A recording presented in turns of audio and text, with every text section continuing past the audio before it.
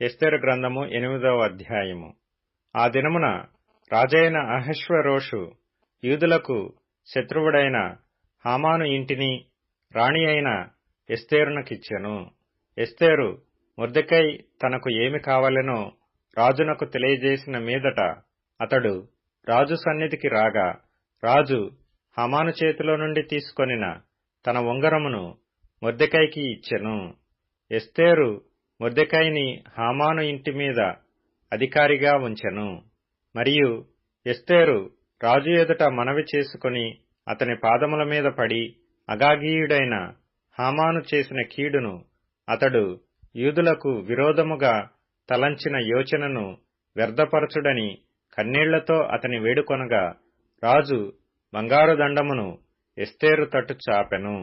ఎస్తేరు లేచి రాజు ఎదుట నిలిచి, రాజవైన తమకు సమ్మతి అయిన ఎడలను, తమ దృష్టికి నేను దయపొందిన దాననై రాజవైన తమ ఎదుట ఈ సంగతి యుక్తముగా తోచిన ఎడలను, తమ దృష్టికి నేను ఇంపైన దాననైన ఎడలను, రాజవైన తమ సకల సంస్థానములలో నుండు యూదులను నాశనము చేయవలెనని హమ్మెదాతా కుమారుడైన అగాగీయుడగు హామాను వ్రాయించిన తాకీదుల చొప్పున జరగకుండునట్లు వాటిని రద్దు చేయుటకు ఆజ్ఞ ఇయ్యుడి. నా జనుల మీదికి రాబోవు కీడును, నా వంశము యొక్క నాశనమును చూచి నేను ఎలాగు సహింపగలనని మనవి చేయగా, రాజైన అహష్వేరోషు రాణి అయిన ఎస్తేరునకును యూదుడైన మొర్దెకైకిని ఇలాగు సెలవిచ్చెను: హామాను ఇంటిని ఎస్తేరునకిచ్చియున్నాను. అతడు యూదులను హతము చేయుటకు ప్రయత్నించినందున అతడు ఉరికొయ్య మీద ఉరితీయబడెను. అయితే రాజు పేరట వ్రాయబడి రాజు ఉంగరముతో ముద్రింపబడిన తాకీదును ఏ మానవుడును మార్చజాలడు. కాగా మీకిష్టమైనట్లు మీరు రాజునైన నా పేరట యూదుల పక్షమున తాకీదు వ్రాయించి రాజు ఉంగరముతో దాని ముద్రించుడి. సీవాను అను 3వ నెలలో 23వ దినమందు రాజు యొక్క వ్రాతగాండ్రు పిలువబడిరి.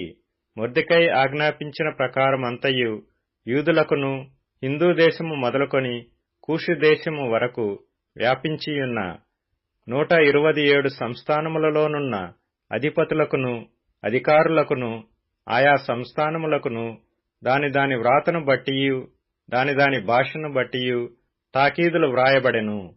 రాజైన అహష్వేరోషు పేరట తాకీదులు మొర్దెకై వ్రాయించి రాజు ఉంగరముతో ముద్రించి గుర్రముల మీద, అనగా రాజనగరు పనికి పెంచబడిన బీజాశ్వముల మీద అంచెగాండ్రనెక్కించి ఆ తాకీదులను వారిచేత పంపెను. రాజైన అహష్వేరోషు యొక్క సంస్థానములన్నిటిలో ఒక్క దినమందే, అనగా అదారు అను 12వ నెల 13వ దినమందే ప్రతి పట్టణమందును యూదులు కూడుకొని తమ ప్రాణములు కాపాడుకొనుటకు ఆయా ప్రదేశములలో నుండి తమకు విరోధులగు జనుల సైనికులనందరినీ, శిశువులను స్త్రీలను కూడా సంహరించి హతము చేసి నిర్మూలపరచి వారి వస్తువులను కొల్లపెట్టుటకు రాజు యూదులకు సెలవిచ్చెనని దానియందు వ్రాయబడెను. మరియు ఈ తాకీదుకు ప్రతులు వ్రాయించి ఆయా సంస్థానములలోని జనులకందరికీ పంపించవలెననియు, యూదులు తమ శత్రువుల మీద పగ తీర్చుకొనుటకు ఒకానొక దినమందు సిద్ధముగా ఉండవలెననియు ఆజ్ఞ ఇయ్యబడెను. రాజనగరు పనికి పెంచబడిన బీజాశ్వముల మీద నెక్కిన అంచెగాండ్రు రాజు మాట వలన ప్రేరేపింపబడి అతి వేగముగా బయలుదేరిరి. ఆ తాకీదు షూషను కోటలో ఇయ్యబడెను. అప్పుడు మొర్దెకై ఊదావర్ణమును తెలుపు వర్ణమును గల రాజవస్త్రమును, బంగారపు పెద్ద కిరీటమును, అవిసెనారతో చేయబడిన ధూమ్రవర్ణము గల వస్త్రములను ధరించుకొనినవాడై రాజు సముఖము నుండి బయలుదేరెను. అందునిమిత్తము షూషను పట్టణము ఆనందించి సంతోషముందెను. మరియు యూదులకు క్షేమమును, ఆనందమును, సంతుష్టియు, ఘనతయు కలిగెను. రాజు చేసిన తీర్మానమును, అతని చట్టమును వచ్చిన ప్రతి సంస్థానమందును ప్రతి పట్టణమందును యూదులకు ఆనందమును సంతోషమును కలిగెను. అది శుభదినమని విందు చేసుకొనిరి. మరియు దేశజనులలో యూదుల ఎడల భయము కలిగెను. కనుక అనేకులు యూదుల మతము అవలంబించిరి.